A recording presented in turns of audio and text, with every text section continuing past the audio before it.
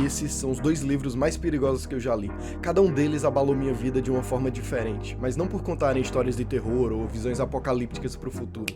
Eles são perigosos simplesmente por se proporem a contar a verdade nua e crua das coisas. Mas no caso desses 2 autores, contar a verdade nua e crua significa destruir mundos, ou pelo menos visões de mundo. E se você está interessado em descobrir ideias que podem te angustiar e fazer duvidar sobre toda a estrutura da realidade que já te contaram, então fica por aí que eu vou te apresentar esses livros de um biólogo e um historiador que vão abrir, ou melhor, escancarar as portas da sua mente. Começando por Sapiens, uma breve história da humanidade, de Yuval Noah Harari.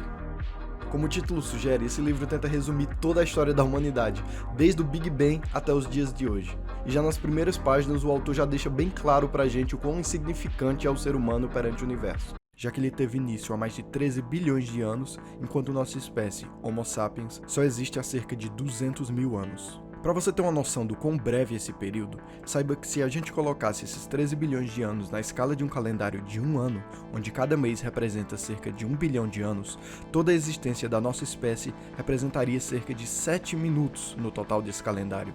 Ou seja, todos os grandes fatos, histórias e aventuras pela qual nós passamos não representam nem 10 minutos nos 365 dias desde a criação do universo.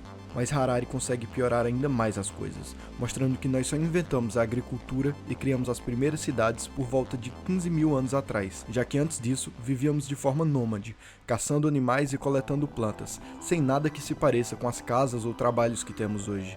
Então, colocando naquela lógica do calendário do universo, esse estilo de vida que achamos tão natural, onde trabalhamos em lugares fixos, construímos nossas casas e vivemos em cidades, representa apenas os últimos 30 segundos desde que ocorreu o Big Bang, há 12 meses atrás. Mas apesar de ficar impressionado com o quão insignificante é o tempo desde que estamos na Terra, em relação ao tempo de todas as coisas, para mim essa não foi nem de perto a parte mais chocante dos primeiros capítulos.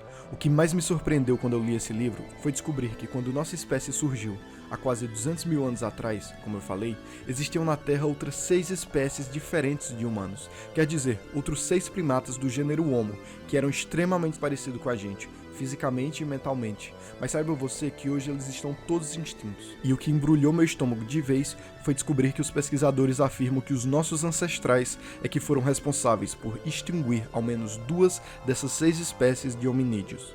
Por isso, toda vez que eu vejo reconstruções de como eram os neandertais, eu me pergunto, como toda uma espécie tão parecida com a nossa pode ter simplesmente desaparecido para sempre da face da Terra?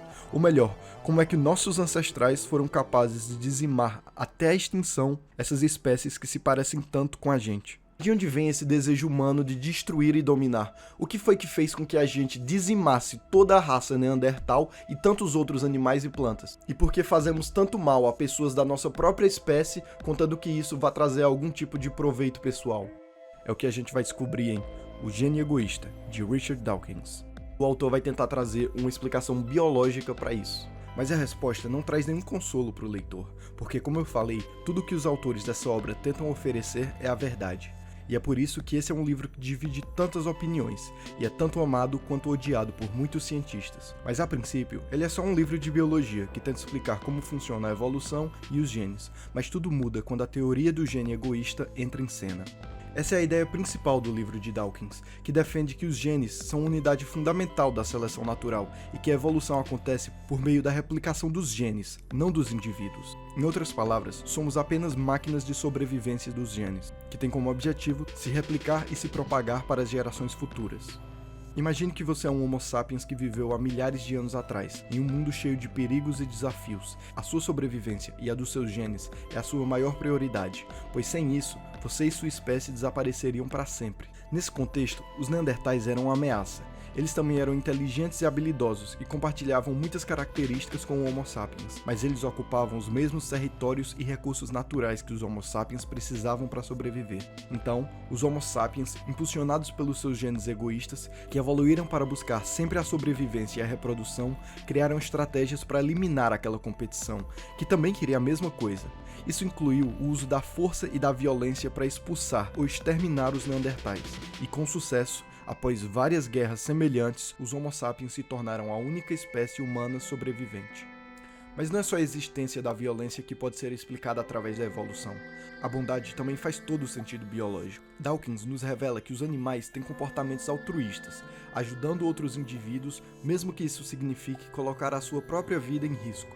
Segundo a teoria do gene egoísta, esses comportamentos altruístas são na verdade uma estratégia dos genes para garantir a sobrevivência de cópias idênticas deles mesmos em outros indivíduos.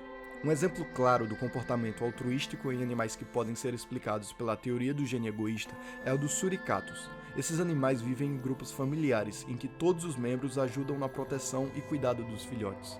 Os suricatos possuem um sistema de vigilância cooperativo, em que cada indivíduo se reveza na observação de possíveis predadores. Quando um suricato identifica uma ameaça, ele emite um alerta sonoro para os outros membros do grupo, que rapidamente se escondem nas tocas para se proteger, colocando o suricato que fez o alerta em perigo. Esse comportamento aparentemente altruísta é explicado pela teoria do gene egoísta. Como os suricatos são animais altamente sociais e vivem em grupos familiares, eles compartilham muitos genes com seus parentes próximos. Ao ajudar os outros membros do grupo a sobreviver, eles aumentam a probabilidade de que seu próprio gene seja transmitido para outras gerações, mesmo que isso signifique colocar as suas próprias vidas em risco. E se você parar para pensar, esse tipo de comportamento pode ser observado não só em inúmeros animais, como até em nós mesmos. Por vezes, fazemos sacrifícios pelos nossos familiares que não parecem fazer o menor sentido racional ou evolutivo, mas Richard Dawkins propõe que muitas vezes fazemos o impossível para garantir a sobrevivência, mas não a nossa, a dos genes. Por isso, a teoria do gene egoísta não fala sobre um gene que gera o egoísmo nas espécies. O ponto aqui é que os próprios genes são egoístas. Para Dawkins, não existe um propósito moral ou ético na evolução. Existe apenas a perpetuação dos genes. Bem, até agora o vídeo tá bem negativo, porque foi assim que eu me senti quando eu li esses dois livros. Mas quando eu entrei em contato com um podcast, esse astrofísico Neil deGrasse Tyson, ele conseguiu me fazer ver tudo isso numa ótica muito mais positiva, e eu quero que vocês vejam dessa forma também. Então segue o trecho do podcast. Do you know how precious life is? Most people don't. There's been about 100 billion people who have ever lived. Do you know how many people can exist? You take a look at the genes, find out how many combinations of genes can make an authentic human being. And it is stupendously larger number than the 100 billion. I give a low-end number of 1,000,000 trillion total possible numbers of plausible human beings that could exist. What it means is you are alive against stupendous odds. You are breathing air, observing sunsets, gazing into the night sky. Most people who could exist will never experience that. In fact, as Richard Dawkins has said brilliantly, you get to die. And you say, I don't want to die, I'm dying. Most people who could exist will never even be born. And you're going to complain about the life you have? You are as special a living entity as there ever was.